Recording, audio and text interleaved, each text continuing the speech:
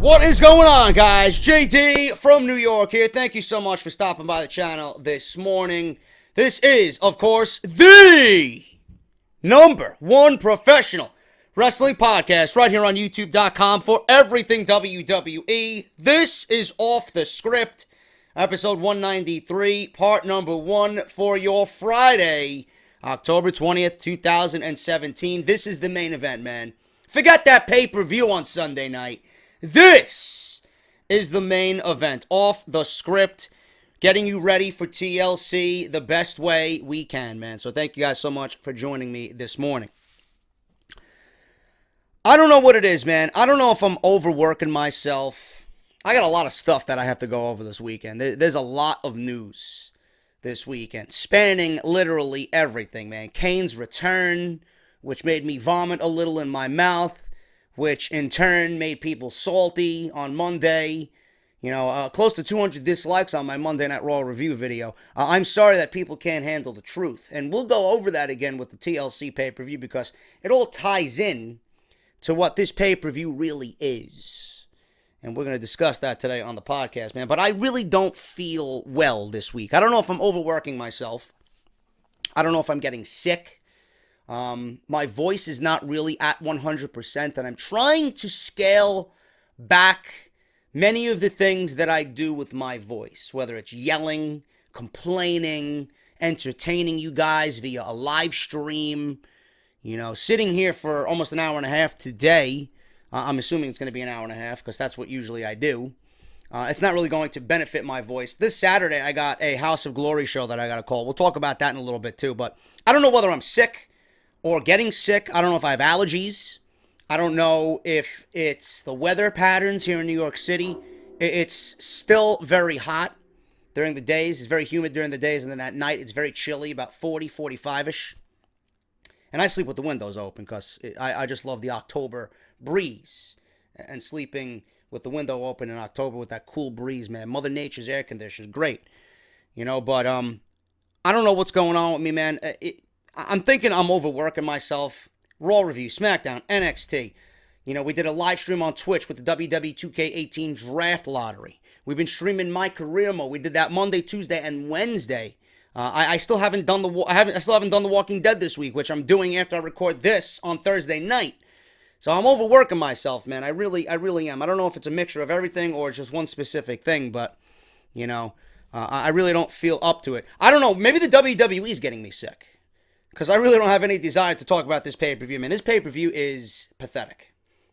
It really is.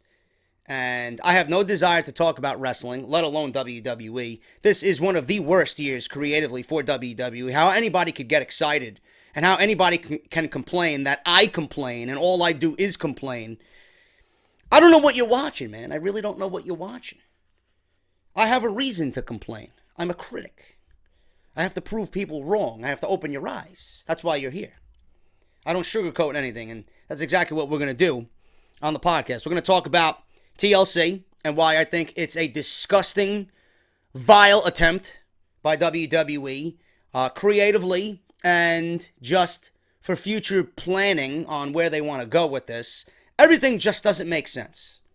And it all starts with Brock Lesnar and giving him the Universal Championship at WrestleMania. We're going to backtrack that far and explain to you why this pay-per-view leading up to October just doesn't make any sense. WWE has sabotaged their entire product for not only the Universal Championship, but for the WWE Championship as well on SmackDown Live. You might not be seeing it, you might not feel it, but WWE has sabotaged SmackDown Live as well by putting the WWE Champion on Jinder Mahal. A lot of people came out of the woodwork this week and complained that all I do is complain. The one thing that I heard all week is, well, if you don't like it, don't watch it. You know, that's the one comment that I hate. If you don't like it, don't watch it. So you're watching me. You're watching me. I talk WWE and you're going to watch. You're going to listen to and seek other people's opinions on the topics that are most important to you, and you're going to watch. So if you're telling me not to watch, then you get no videos, and then you have nothing to watch. It comes full circle, my friends. It comes full circle. So before you open your mouth and type away, well, if you don't like it, don't watch. Think before you speak to me. Otherwise, you might find yourself on Benched Boulevard with a nice blanket on this chilly October night. And you don't want that. The diners close late. They don't sell liquor after 7 p.m. on Benched Boulevard, I'll tell you that. So bring a lot of reading material and a nice wool blanket. You're going to be there for a long time. And the buses, they don't exist. You got to get to where you got to go by walking. It's a very difficult, arduous place to live on Benched Boulevard. Believe me, you don't want to go there. But I really don't feel up to doing anything, man. I don't know what it is. So I'm going to try and pull myself through this. I'm not really sleeping. There's days where I don't really have an appetite. Just not up to talking about anything lately, man. It is what it is, you know. But I'm going to try and battle my way through this today, and we're going to give you an entertaining show nonetheless, as always, as you come to expect with Off the Script. What I also got today, what was outside my door today, that wrestling club, man, and my God, it's got some substantial weight to it. It's got some weight to it. Not like the Wrestle Crate that we got last month. I don't know what the hell that was. Hopefully those guys can bounce back this month and give me a crate that I'm very proud of, instead of a crate that I feel like they're cheating their fans. So we'll see what happens with this. ThatWrestlingClub.com. Use code JDFROMNY at checkout, and you're going to save yourself 10% off. We'll go over all that, man. Speaking of The Walking Dead, I know you guys love my Walking Dead Telltale series on YouTube when we live stream it, man. I've been watching a lot of The Walking Dead lately. AMC has been playing The Walking Dead all week long, and I can't wait. Actually, the way it's going right now, I might as well watch The Walking Dead series premiere, or not the series premiere, season premiere, on Sunday, because it'll be taking place during the second hour of TLC. So I'm going to have a very difficult task on which I want to watch, TLC or The Walking Dead. We'll see what match happens at 9 o'clock, and then I might flip back and forth, and we'll go from there. But AMC's been playing The Walking Dead, man. So I've been catching up. Instead of playing The Walking Dead, I've been watching The Walking Dead. I've been catching up on older episodes, just kind of reliving what happened. You know, the governor was fucking beast. Like, I knew he was beast when I was watching it week by week, but the governor, man, my God, what a complex character the governor was. Then it got me thinking. I'm a big Negan guy. I am Negan. JD is Negan, the best-selling t-shirt on pro wrestling, not pro wrestling's Barbershop Window, especially from my podcast. That's my number one selling t-shirt for merchandise as of this podcast. And I'm thinking, who is the more vile villain? Governor or Negan? You know, Negan is a straight shooter. You know, he takes you in, he'll find a use for you, and then when he has no use for you, that's when Lucille comes out, and boom, you're done. You know? Or if you're loyal to Negan, you know, he'll keep you around, and, you know, you just live a happy life under the control and under the leadership of Negan. Just don't fuck him over, you know? Don't do anything that he's going to look at you and take Lucille out and feed Lucille's hunger. Either that or he's going to throw you into the furnace and he's going to burn you alive. One or the other. But Negan is a very straightforward character. I mean, he's a straight shooter. The governor, vile, but straight shooter. The governor, he was a little bit more of a complex character, man. You know? He went from being, you know, the town leader, and he was the good guy, right? And he tried to, I don't want to say, you know, swindle. I guess there was a love interest there with Andrea, right? And then the governor, he went from being a good guy, and then all of a sudden, you know, like a flip of a switch, Michonne kills his daughter. You know, his daughter was locked up. His daughter was a walker. He kept her chained up in his office. Michonne wanted to seek him out and kill him directly. She wanted to kill him herself.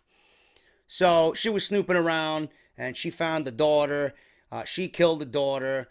Next thing you know, he's got a glass or piece of shard of glass in his eye. You know, so after that, he was not the same person anymore. Michonne found all the heads. Andrea found all the heads in the fish tanks and, you know, all this other shit that was just creepy and just added to the complex character that was the governor. So after that, he became, I'm going to fucking kill everybody type of guy.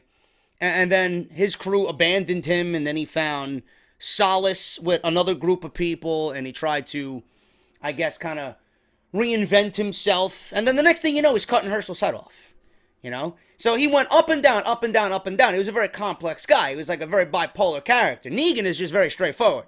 Like I said, you do good by him, he's going to treat you good. You fuck him over, goodbye, you're dead.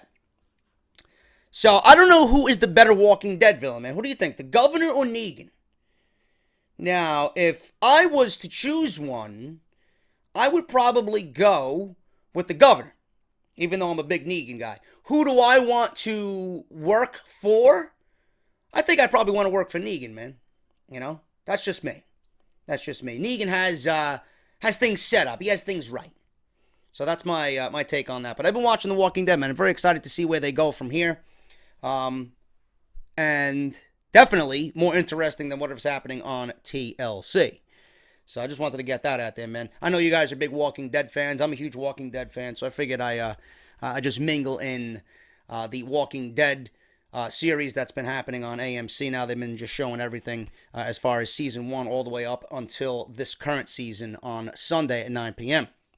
But we're here to talk about wrestling and not The Walking Dead, man. I want to thank everybody for all the support this weekend. I believe as of this recording, I'm 25 away from 84,000. I'm hoping as this gets uploaded to YouTube that we are at 84,000. And that means we are 16,000 away from 100,000. That means we are 16,000 away from that silver play button. I can't wait.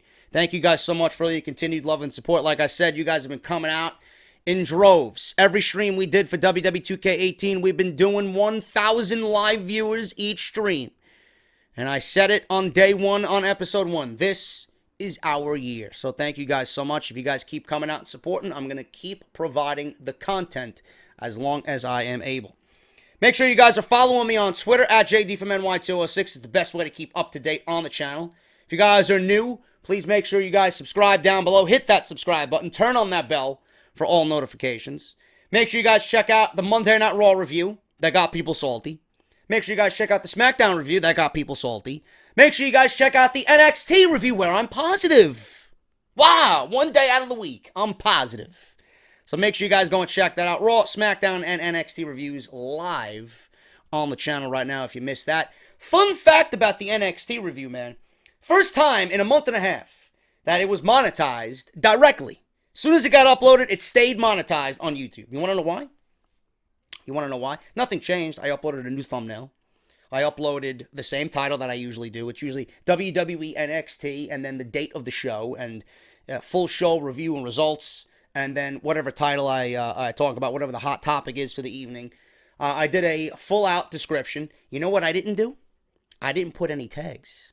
And it got the same amount of views with the tags that it did without the tags. So I might have found a way to keep NXT monetized every Wednesday, man. Just put no tags. Just put no tags. I might try that one off the script today. Just put no fucking tags. Every time I put tags, it gets demonetized. So we'll try that out. If you guys are YouTube content creators and you are listening to me, there you go, man.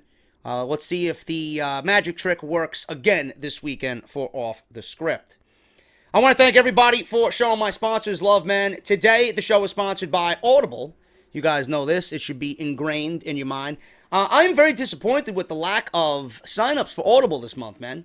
We got a new book from Jim Ross out. We got a new pre-order with Mick Foley.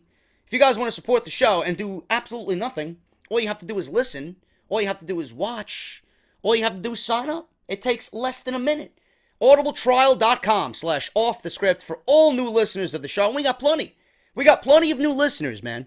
Because a lot of new people signed up or followed me because of the WWE 2K18 live streams with Career Mode. If you guys are one of those and you want something for free and you got an iPhone, an Android, a PC, a tablet, a smart TV, whatever you guys are listening to me on, I'm sure you're able to download Audible. So all you have to do is download Audible. Use our link, audibletrial.com/offthescript, and you're going to sign up. You're going to get 1 month free of Audible service. You're going to peruse the service for 1 month, and just as a thank you for listening to the podcast today, Audible is going to give you all 1 free audio book just for listening to Off the Script today.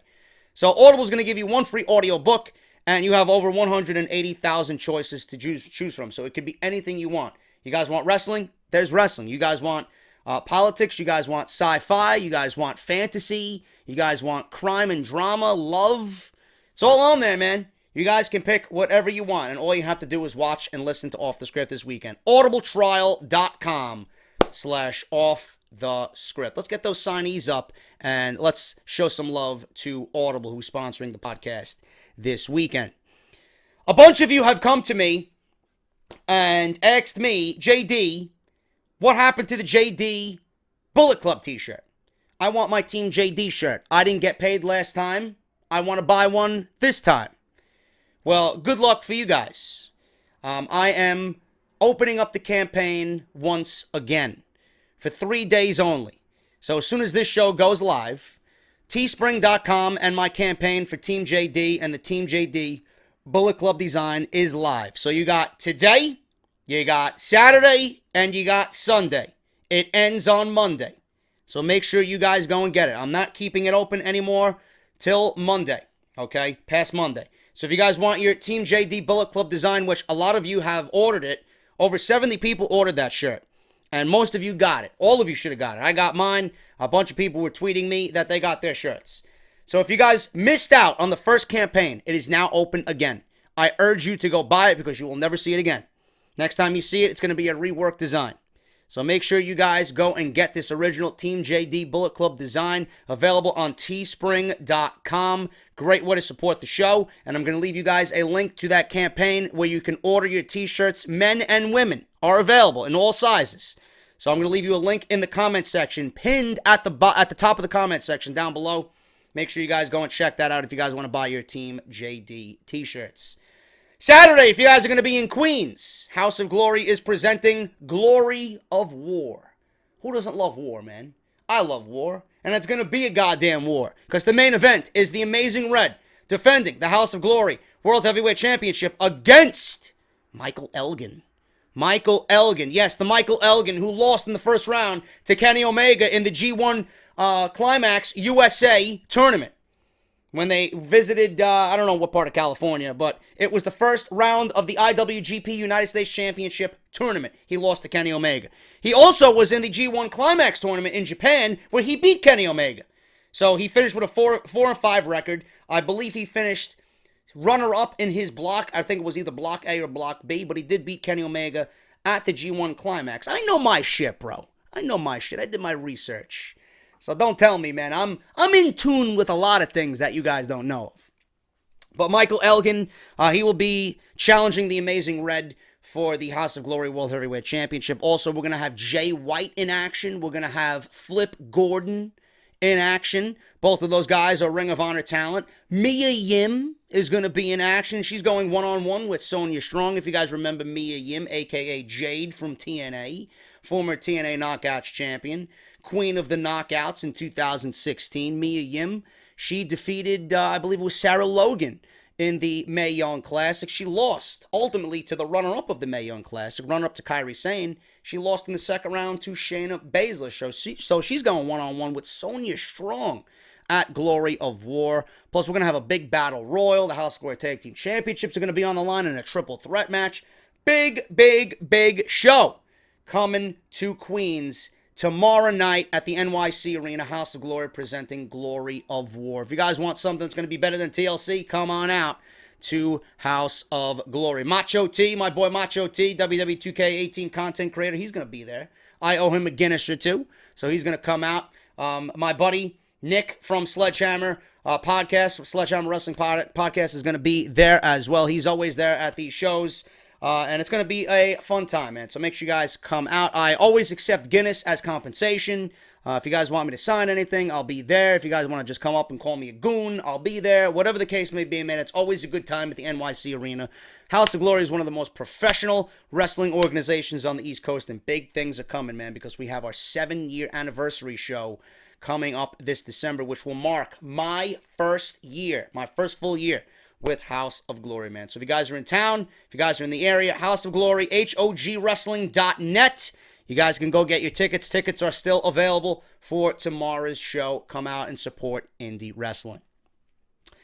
Another thing I want you guys to support is the fine people over at thatwrestlingclub.com, man. These guys are beast. I love their customer service. They do things right. They sell out every single month. You want to know why? Because it's a damn good product, man. ThatWrestlingClub.com. You guys can go find them on Twitter as well. That Wrestling Club on Twitter. I will be linking them down below in the description. Make sure you guys go and check them out. It is a monthly subscription.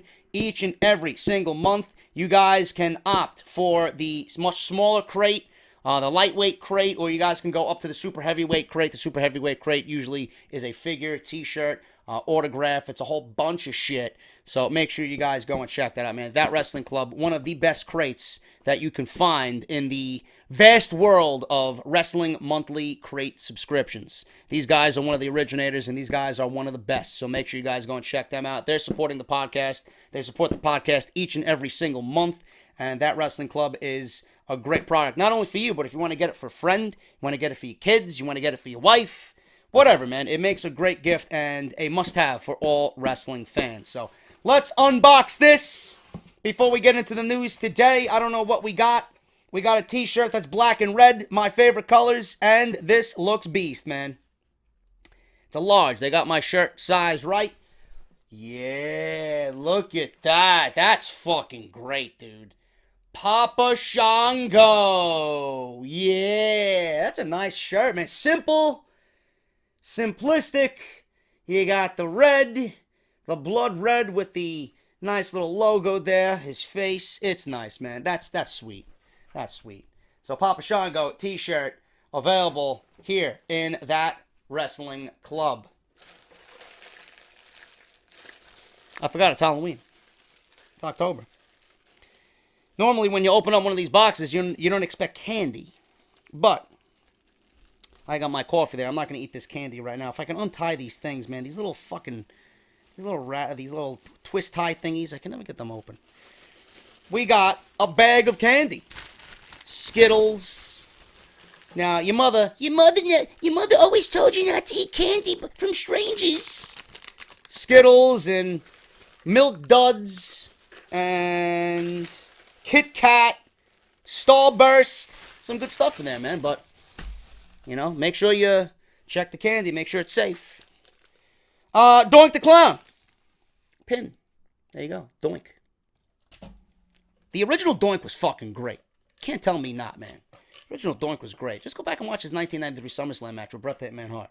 Damn good match. Oh my goodness, a pay-per-view I wish WWE would bring back instead of putting on a fucking t-shirt. Halloween Havoc needs to come back to WWE. Vader. Big Van Vader versus Cactus Jack. This was Sunday, October 24th. What year was this? I don't even know. Man. I wasn't a big WCW guy. It's 1993. 1993 Halloween Havoc. WWE put the Halloween Havoc logo on a t-shirt and they're selling it for $27.99. Yeah, sure. Sure thing, WWE. That Wrestling Club Worldwide. What is this? It's a sticker. It looks like a sticker. There you go. They got one of the best logos for a subscription box out there. Who is this goon? He looks like a creator wrestler for 2K18. The Killer Bees. Halloween Mask Confusion. Wrestle Club exclusive. Remember watch that Married with Children episode where Bud Bundy fought that overly large woman in the wrestling ring and he was dressed up as a bee? The Killer Bee. It's a comic book. I don't read. I don't know how to read, but there you go. The Killer Bees. What do we got here, man? Ooh. This might be one of the best autographs that I think we've gotten so far in any crate, man. Oh my God, man. It's Bray Wyatt, man. The new face of fear, man. I got viral meningitis, man. Me and JoJo got viral meningitis. I went to the doctor and I said, Doc, I don't want to fight Finn Balor, man.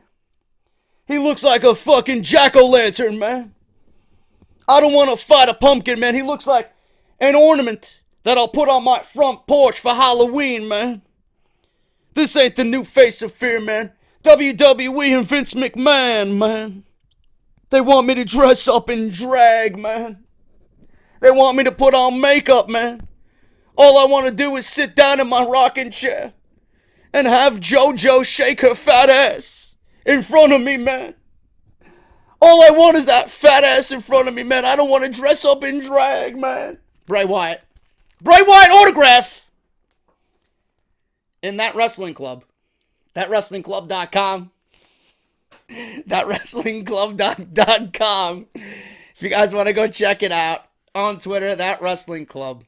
Great shit, man. That autograph makes the whole case, man. The autograph and the candy make the whole case. There you go. The Papa Shango t-shirt, I'm assuming it's from Pro Wrestling Tees or Barbershop Window, one or the other. Fine looking t-shirts as always. Autograph is great. And that's it, man. ThatWrestlingClub.com. Use code JDFROMNY at checkout. 10% off your first purchase, whatever crate you guys want to sign up for. Thank you guys so much. And we are going to talk about not only Bray Wyatt and Finn Balor, but we're going to talk about all of TLC 2017 right here on Off the Script. But before we do that, somebody who should be on TLC, someone who's the originator of the TLC, and a ladder match, not on the show. Not on the show. But he is here to just tell you guys why he is Broken Matt Hardy. Matt Hardy, right here on Off the Script before we talk about TLC 2017. I'll see you in a little bit. Ladies and gentlemen, I am Broken Matt Hardy. This is JD from New York. Actually, delete to JD from New York. I have cleaned this vessel. Make sure to check out his wonderful show, Off the Script. It's absolutely delightful. You know, there's a reason why people watch and listen to Off the Script every single weekend. There's a reason why people watch this show and they want to make themselves feel important down in the comment section by bashing the creator, bashing the host, complaining about the host and host complaining. There's a reason why people watch this show and they tune in every single week, whether it's Raw, SmackDown, NXT, a pay-per-view, a takeover, random news. There's a reason why people tune into this show. TLC 2017, if you were paying attention to WWE programming coming out of No Mercy, the stars would have aligned immediately for you. This pay-per-view was pieced together seemingly in 2 weeks. Look up and down this card. I'm going to go over this card for you right now, and I want to tell you why this is a piece of shit pay-per-view. This pay-per-view pisses me off, and it pisses me off because people accept this creative mess by WWE. They accept it, they embrace it, and they're okay with it. Why? Why? It's like you and your children. It's like you and your daughter or your son who go to school and come home with a test from math class, and on the paper is written in big red ink, C+. That would be like you, the parent, the parental guardian, saying, "Good job, Jennifer. Good job, Ben," or whatever the fuck your son's name is. "Good job for the C+." Instead of telling your son or daughter, "Go back to your room and study double as hard. Don't come back. You're grounded. No PlayStation, no Xbox, no ice cream, no Barbie dolls, no television, nothing. Until you get at least a B+. I need to see a full grade higher on the next test." That would be like you parenting your son or daughter and telling them that it's okay to be average. The people who watch WWE and are accepting of this bullshit are accepting mediocrity.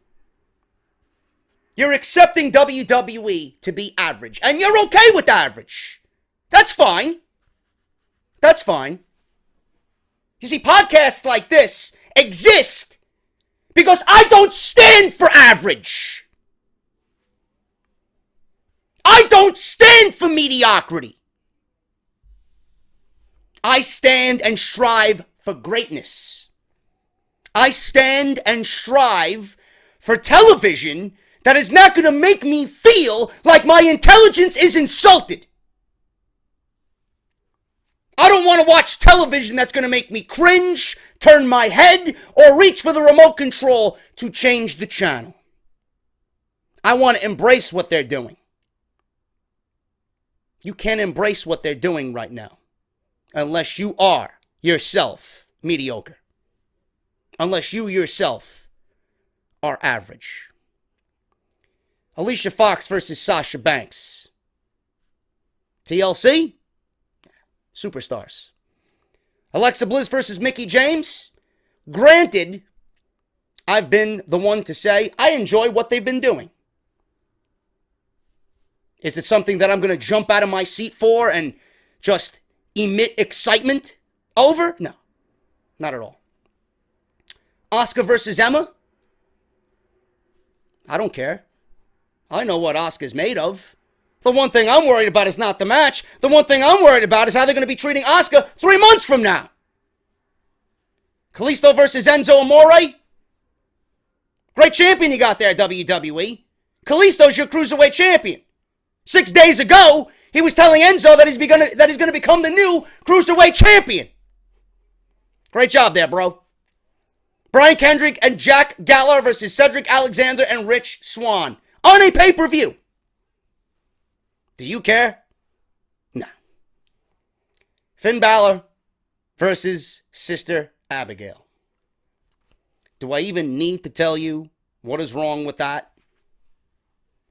And then we got The Shield, Ambrose, Reigns, and Rollins versus 5 men. 5-on-3 in the main event in a TLC 5-on-3 handicap match. Tables, ladders, and chairs. A match that includes your Intercontinental Champion and your Tag Team Champions. None of which are on the line. That brings me to my next point. Remember about everybody accepting mediocrity and being mediocre? You got your Intercontinental Champion, The Miz, not defending his title on this show. A show that does not include Brock Lesnar. A show that does not feature your world champion. You'd think WWE would position the Intercontinental Championship in light of Brock Lesnar's absence as the most important title on the show, being that he's not there. Have they done that all year coming out of WrestleMania? No, they haven't. Tag Team Championships. What tag team champions can they be if there's no division? Something else WWE seemingly neglects every single week and fails to correct it. This brings me to the Shield. WWE wants to try and pull the wool over everybody's eyes. You ain't pulling the wool over my eyes, man. I've seen this from day one. I've seen this through the 15 Royal Rumble, the 16 Royal Rumble, and the 17 Royal Rumble, which led us up to Sunday night. The Shield is back together in what I have coined tea time with Roman Reigns and friends. Would you like some lemon with that Earl Grey, Mr. Ambrose? Did you want some butter with those saltine crackers, Mr. Rollins? Reigns, can I get you some nice slippers while you sit in your throne? Undeservedly so!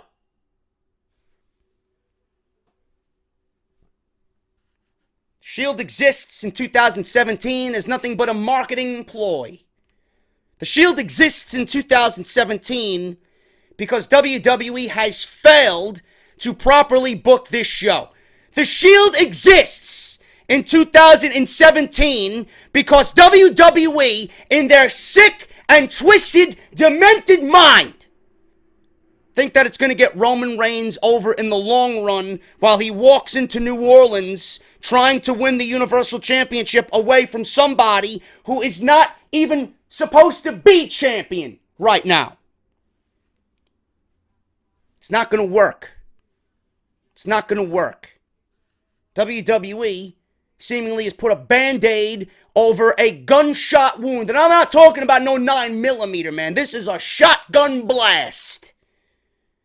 The bleeding is profuse. No Band-Aid is going to help you here. Roman Reigns may be getting cheers now, but what you're hearing is nothing but temporary. When this Shield experiment and when this Shield money train runs out, WWE is going to go right back to Roman Reigns being on his own, and you're going to hear the same shit you've been hearing for the last 4 years. Displeasure, unsatisfactory comments, emotion, and everything that WWE doesn't want to hear and neglects every time Roman Reigns steps on to a stage in any city that he appears in. Of course, they're not going to boo Roman Reigns standing next to Seth Rollins and Dean Ambrose. Why would they? Everybody wanted the Shield reunion. This ain't no Shield reunion.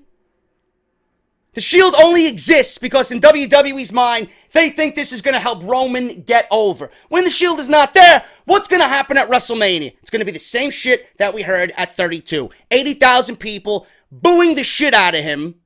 And then the next night on Monday Night Raw, they'll be chanting, "Fuck you, Roman." But this time he'll be Universal Champion. This brings me into Brock Lesnar. Brock Lesnar won the Universal Championship at WrestleMania 34 in a overly predictable contest against Bill Goldberg. Fine. I dealt with it then. I accepted the conclusion. I accepted the end result. Fine. What I don't accept is WWE keeping the title on a part-timer, keeping the title away from Raw, keeping the title in a position where it's held hostage for the simple fact that they want to give it to Roman because nobody else has been built up like Brock Lesnar. But they're wrong. In fact, Braun Strowman was ready, willing, and deserving of a Universal Championship. Brock Lesnar should have dropped the title to Braun Strowman. The title should have been on Braun Strowman going into TLC. And from there, WWE's job should have been to find an opponent for Braun Strowman. Because ultimately, what you did in the end here, what you are doing in the end here, look, the cracks are forming. And if you don't see it, this is why I'm here. This is why I'm here. The cracks are forming, people. The entire roster on Monday Night Raw, you could probably say the same thing about SmackDown Live, because having the title on Jinder Mahal is sabotaging the entire show. From the top all the way to the bottom. The show is suffering because of one man. The show is suffering because of who's on top. Monday Night Raw is suffering because of Brock Lesnar being on top, holding the title hostage. The title is not on an everyday superstar who appears every week, like Braun Strowman. I'd love someone to figure this out. And why wasn't Braun Strowman given the Universal Championship? Is he not legit enough? Is it not his time? Would you rather see the title off of television instead of someone who's on television as legit as Lesnar? Do you not want to see the title defended on a Raw? Do you not want to see the title defended on pay-per-view? How stupid do you think this card looks without a world champion, an intercontinental champion, and a tag team champions defending their titles? What are they, toys? Are they props? What is everybody else fighting for here? Oh, that's right. Take a back seat. It's Roman's stage for the next 6 months. Braun Strowman losing at No Mercy did more damage than WWE realizes. That man had momentum. Now look at him. Braun Strowman is the type of athlete, Braun Strowman is the type of superstar that should be set up for a match well in advance for a pay-per-view. They easily plugged him into the main event because they had nothing else for him. How are you going to plug Braun Strowman into a main event just on a whim because you have nothing for the guy? You have nothing for the guy, but last month he was challenging Brock Lesnar for the Universal Championship. Doesn't that tell you? Isn't that enough to tell you that he should have won the title? Yeah, because Lesnar's bringing so much prestige to the Universal Championship. We all know he's holding the title for Reigns. How can anyone be okay in October for a predictable main event of WrestleMania in April?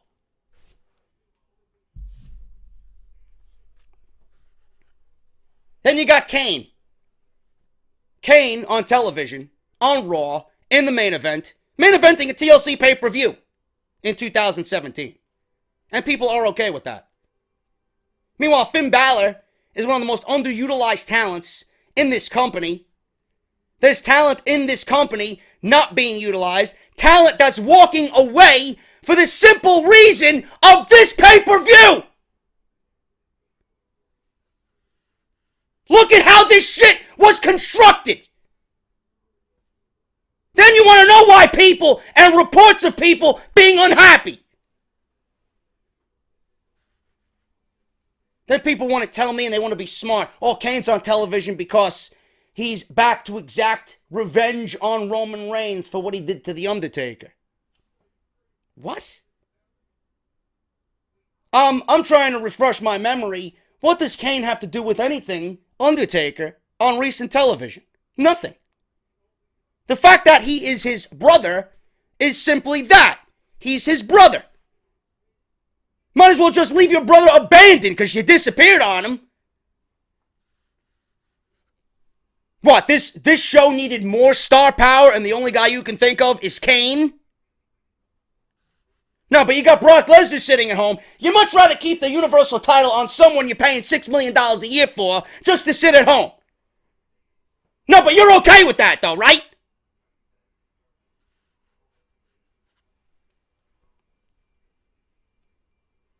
This pay-per-view sickens me as a fan. It sickens me. This pay-per-view is for the mediocre individuals out there who are just complacent with WWE programming. This show and SmackDown Live have so much similarities, it's ridiculous. SmackDown had the lowest ratings of their year this past week.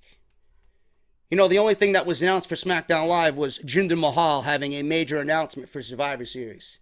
Goes to show you how many people cared about Jinder Mahal's major announcement for Survivor Series. Monday Night Raw suffered some of the lowest ratings this year. So much for the Shield reunion. Thank God for people like me who are opening eyes. Whether it's 1, 10, 100, it doesn't matter. As long as one eye is opened, or one pair of eyes is open rather, I did my job. People know why the Shield is together. If you are a 40-year-old single mother of 3, or if you're a 14-year-old fangirl, you don't care. This is not a reunion. This is a reunion for those that missed the real Shield. When the Shield actually meant something. When the Shield stood for something.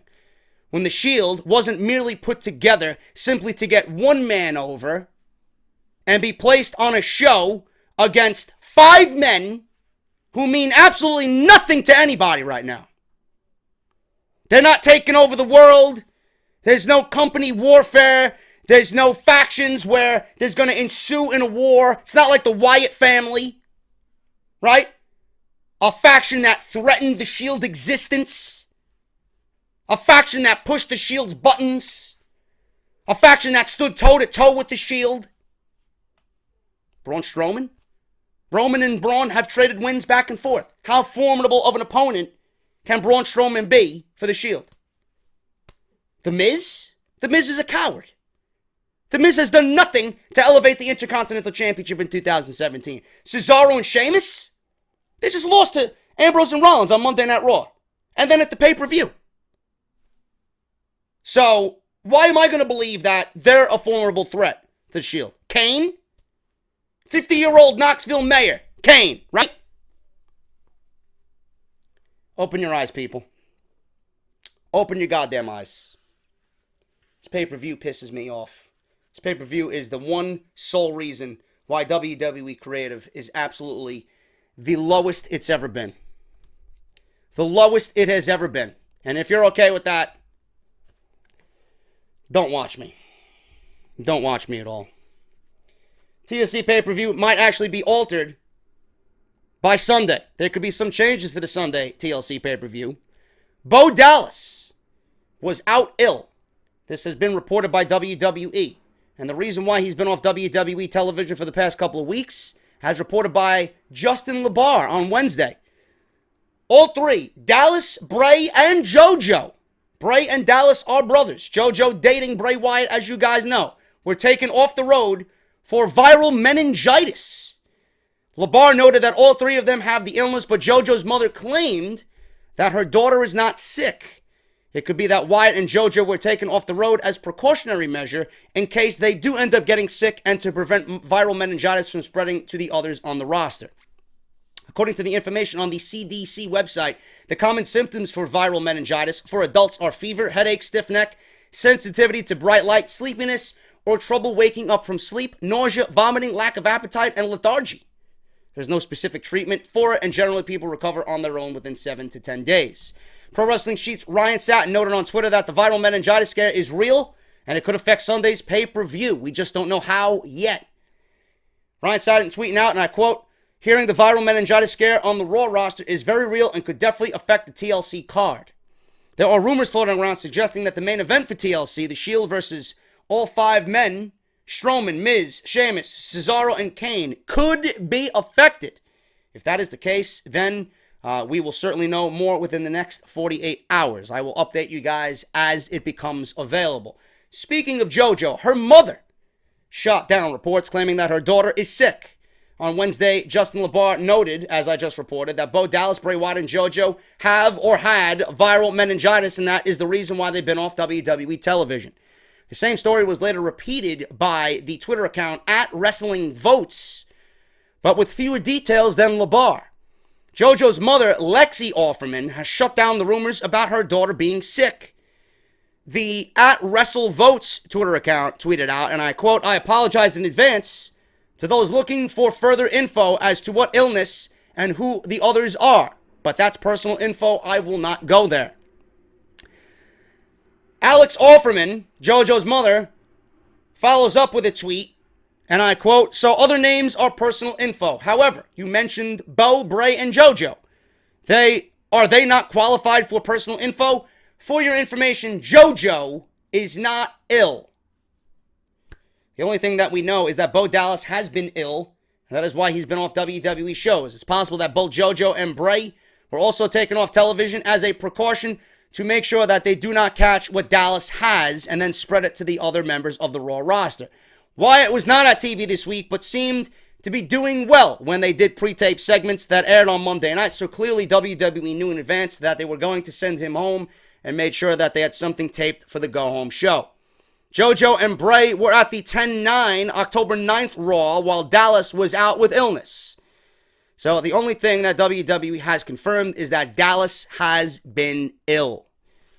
So I don't know why, if Dallas is ill and Bray and JoJo are not, that only leaves me with one guess, and I'm assuming that has to do with Bray's divorce that is ongoing right now with his wife. I believe Samantha is her name. So JoJo might be a part of that. I have no idea what is going on. If I hear anything about Bray or JoJo being sick, I will let you guys know. Dallas really isn't going to play a vital part in TLC. Bray obviously is going up against the demon Finn Balor, and JoJo is the Raw ring announcer. So she hasn't been there. She was off television and has been replaced with Mike Rome when available. So I will keep you guys up to date on that. But JoJo's mother saying that JoJo is not sick. I don't know what else to tell you. We really don't know. But viral meningitis is a thing, as reported by Ryan Satin, and it could affect the TLC pay-per-view. Who is in question with this illness? I don't know, and I will keep you guys updated this weekend as it becomes available. So I just want to let you guys know that is the latest on the TLC card for this Sunday's pay-per-view. As for the show, after my rant is now out of my system, and I hope you guys have opened your eyes and your ears to what TLC really is. Pre-show, we'll see Sasha Banks versus Alicia Fox. This match means nothing. Alicia Fox is on television because she went on Lillian Garcia's podcast to complain that she doesn't have television time, she doesn't have t-shirts, and now the last 3 weeks, WWE has put her on a program with Sasha Banks that will ultimately lead to nothing. Just to make her feel important. Just to give her a spot on Raw. Now, you want to use Alicia Fox after she goes on a podcast with Lillian Garcia, who's probably on the WWE payroll. Now, After 10 years, now you want to use Alicia Fox. So I don't understand that. I don't understand WWE's logic there. If they didn't use her for the past 10 years, I don't see them doing anything important with her going forward. Who wins this match? I don't see Sasha Banks losing this match. Why should she? Sasha Banks, more than likely, is going to be positioned as a formidable threat to Asuka when she starts to be elevated in the women's roster or the women's division on Monday Night Raw. Alicia Fox is just there because she was a crybaby and WWE gave her television time out of pity. Sasha Banks will win. Bank statement, tap out. Sasha Banks beats Alicia Fox. Also on the pre-show, I'm sure that you guys can't wait for, what's his name? Drew Gulak's PowerPoint Cruiserweight presentation. My God, man, get your cold beverages and your popcorn ready. That sounds exhilarating on the pre-show. And then you want to know why people are walking out of WWE. Alexa Bliss versus Mickie James. At No Mercy, Alexa Bliss defeated Bayley, Emma, Nia Jax, and Sasha Banks in a fatal 5-way match to retain the Raw Women's Championship. Speaking of Nia Jax, I have exclusive news that was reported tonight about why Nia Jax has walked out, and I use that term loosely, as I told you on Twitter. Take it with a massive grain of salt.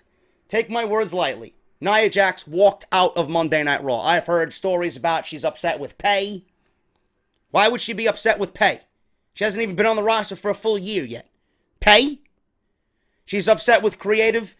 At that point, I started to be like, well, maybe she's upset with creative. Everybody's upset with creative. I can see why she's upset with creative, or at least why she would be.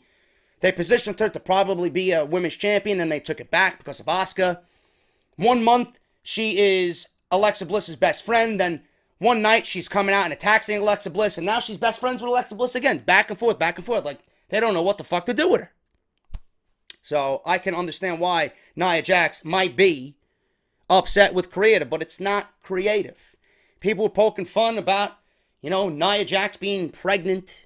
Nia Jax fucking Byron Saxton, and Byron Saxton getting Nia Jax pregnant. I heard all these rumors and myths going on.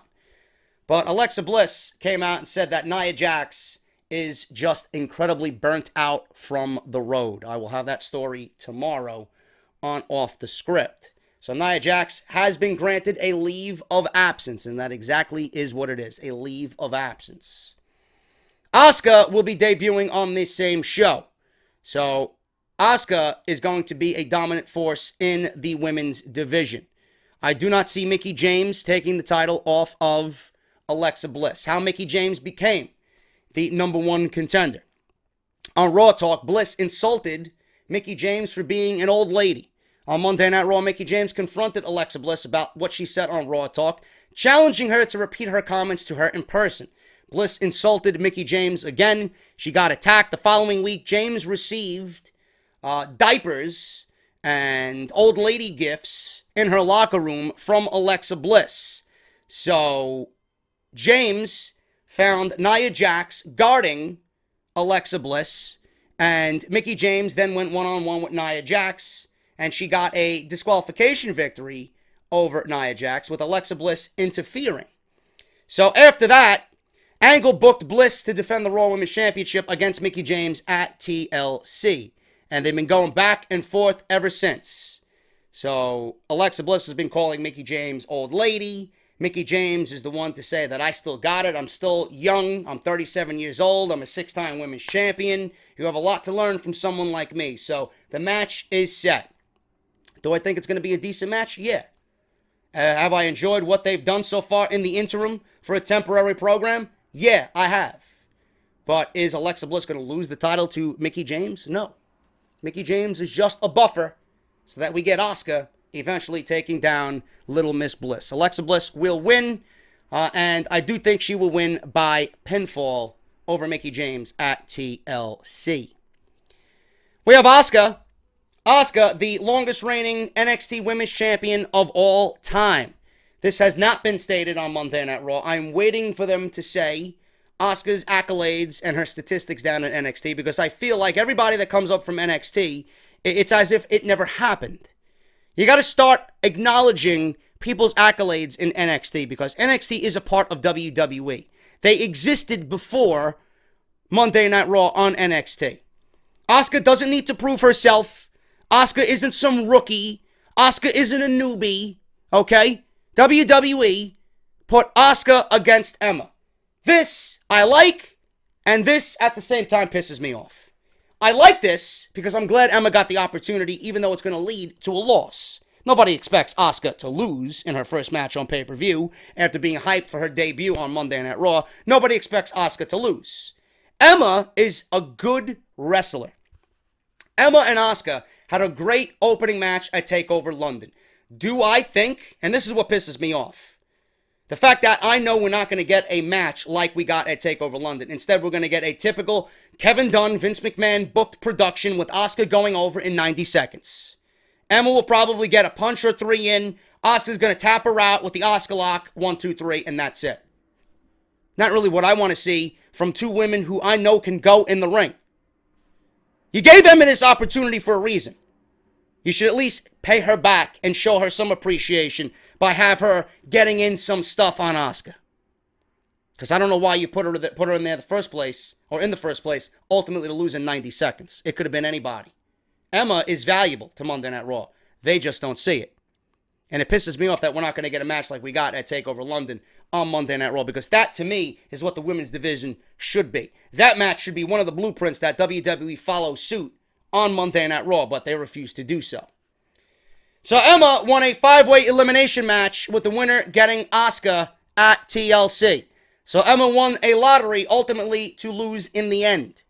So Renee Young interviewed Emma the following week about her match with Asuka. Emma says that she was tired of hearing about Asuka and went on to say how she started the women's revolution and beat 4 of Raw's toughest women to earn her spot against Asuka. Emma, sorry, honey, you are due for a loss. Guaranteed at TLC. No way Asuka is losing this match. Now, the one thing that I do want to say, and the one thing I will continue to reiterate here, as far as Asuka goes, WWE has something special in Asuka here. Something that should not be relinquished. Something that you should not mess with. This is money. Asuka's undefeated streak must and will continue. Should continue. Will it continue? I don't know. I can't really guarantee you that. Will, if I was in charge, it will. For many, many years. But it should continue. WWE has something very important here. We've seen Nakamura fall on the main roster. We've seen The Ascension fall on the main roster. We've seen Neville. We've seen Tyler Breeze. We've seen Finn Balor. We've seen Sami Zayn. And everybody else that joined the main roster from NXT. That failed when they got called up. Apollo Crews. We've seen a lot of people fail. I do not want to put Asuka in that category. I want to see Asuka thrive on the main roster. And this undefeated streak is her ticket to becoming a massive superstar. Not only a massive superstar, but a massive attraction for WWE. This undefeated streak lasts all this year, all next year, until WrestleMania 35. When she comes one-on-one with somebody who will valiantly give her everything she has to take down that streak. Whether it's Ember Moon, whether it's Kairi Sane, whether it's somebody that WWE is positioned for that type of role. That's what needs to happen. All these women want to talk about main eventing WrestleMania. You ain't main eventing WrestleMania unless that match consists of Asuka in one corner. I'm telling you that right now. That WrestleMania main event, a female WrestleMania main event, will not exist unless Asuka is in one corner, undefeated, and Raw Women's Champion. Does WWE have the resources to keep Asuka undefeated for a year and a half? No. Do they have the patience to keep Asuka undefeated for a year and a half? No. Do they have the talent? No. They don't. This is why I'm worried. This is why I'm worried. That's the one thing I want to see come out of this. If not, there will be a mass exodus in WWE. I firmly believe that. I firmly believe that. I don't know who in WWE is looking for ways out, but I reported last weekend that people are contacting Cody Rhodes on how they should go about leaving the WWE. Neville just walked out of WWE. Nobody knows if he's going to be granted his release. Nobody knows what Vince McMahon is thinking. Nobody knows what's going on with Neville. But Neville walking out is a ballsy move. A ballsy move. People are going to see that the independent scene is thriving now in 2017 and going on into 2018. It's not the same as it was years ago. Money is to be made on the independents. The handcuffs come off when you're on the independents. You're not tied to a schedule that's going to break you down into nothing. You're not told creative idea after creative idea to simply embarrass your character. You're not held down on 205 Live. You're not held down by the corporate machine when you know you should be at the top of the card and they want to keep you down below. That's why I never walked away. That's why people now realize that you don't need WWE to succeed in 2017. Let's look at Cody Rhodes. Look at Neville. If he's granted his release, he's going to make a ton of money. Look at Austin Aries. Bragging about how much money he's making in 6 weeks compared to the last 6 weeks he was working for WWE. You know? People are still going to want to come to WWE because WWE is a dream for many people. I'm not saying don't go to WWE. But Monday Night Raw and SmackDown Live right now are not the places to be. If you're going to go to WWE and be put in NXT, that's where you want to be.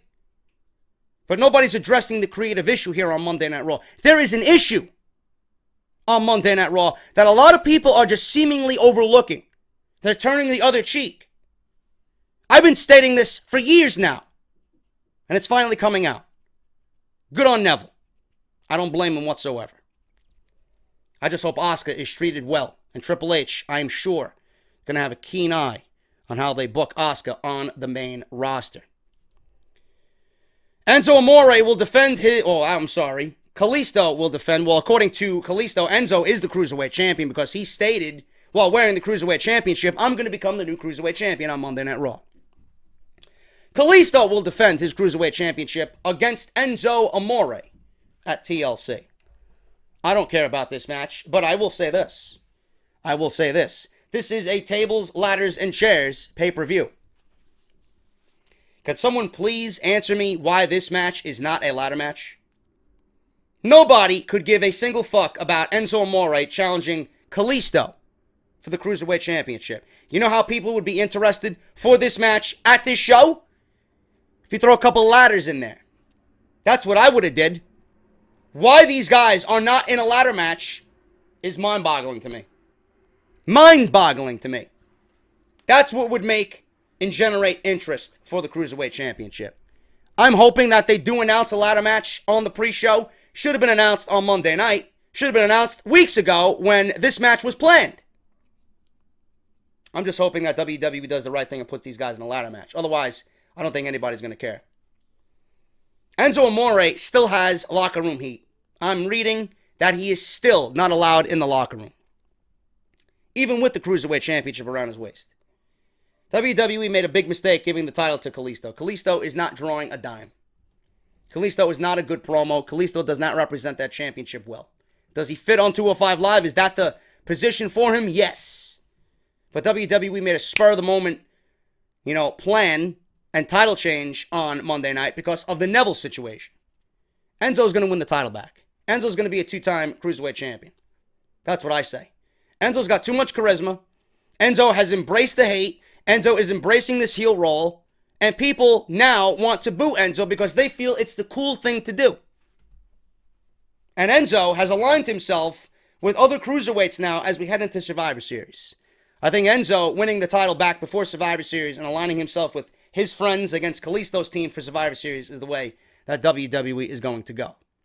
So that's what I think is going to happen. I think Enzo is going to win the Cruiserweight Championship back from Kalisto at TLC. Jack Gallagher and Brian Kendrick have been feuding with one another. So we got Jack Gallagher and Brian Kendrick. They're going one-on-one, or two-on-two rather, with Cedric Alexander and Rich Swann at the pay-per-view.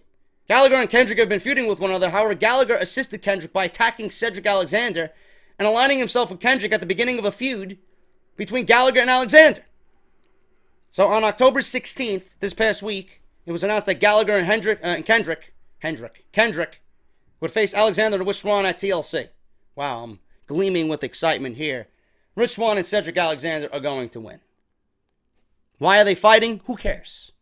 Why is this on the pay-per-view? Garbage.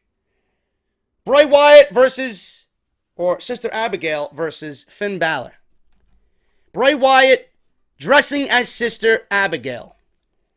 Maybe Bray Wyatt actually made up that he had viral meningitis because he wanted to get out of this fucking horrible feud. This feud is ridiculous. This feud should have ended at the last pay-per-view, at No Mercy. Because Bray Wyatt called out Finn Balor and wanted to fight him man to man. So there you go. He beat Bray Wyatt at SummerSlam with the Demon. We all thought it was over then. Then they go right back to No Mercy and fight again. Bray Wyatt loses again. And now he thinks he's going to put on face paint and dress in drag. And it's going to give him the one-up on Mr. Jack-O-Lantern here. Finn Balor, who looked like a fucking pumpkin on Monday Night Raw. Am I picking pumpkins or am I watching one of the best wrestlers on the Raw roster? Which is it? Finn Balor is going to defeat Bray Wyatt. Because Finn Balor is going to be the next in line for Brock Lesnar. Royal Rumble's coming.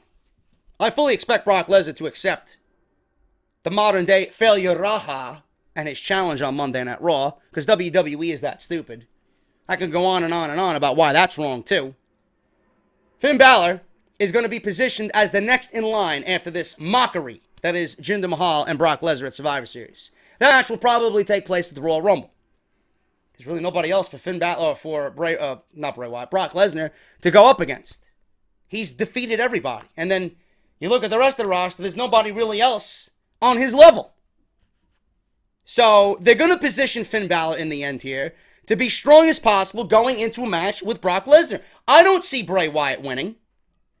I don't see Bray Wyatt donning a cloth over his face and looking like he's a black metal singer from Immortal. Why? Well, because you put face paint on, it's going to give you supernatural powers to defeat Finn Balor? Give me a break. Give me a break. This is cheesy Hollywood production written all over it. Now, if WWE really cared about Bray Wyatt, and I would not be surprised if Bray Wyatt's one of the guys who's looking to walk out of WWE, because the guy's a fucking joke. If WWE really cared about Bray Wyatt, they'd realize and understand that the way they've been booking him has been god-awful.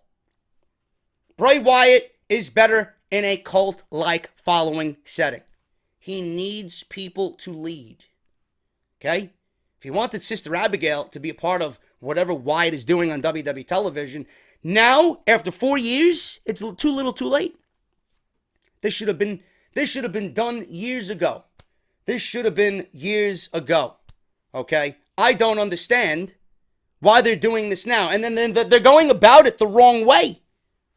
Bray Wyatt should have a dominant female reprise the role of Sister Abigail. Honestly. Bray Wyatt needs a female presence with him. He doesn't need to dress up in drag. He doesn't need to put face paint on. A female presence. And I mentioned this. It's silly to think, but this is what I envision when I look at Sister Abigail. Just look at the closing scene of The Ring, the movie The Ring, when she comes out of the television. You see her standing there. Hair draped over her face. Wet, ragged clothing. You know? Give Bray Wyatt that type of character.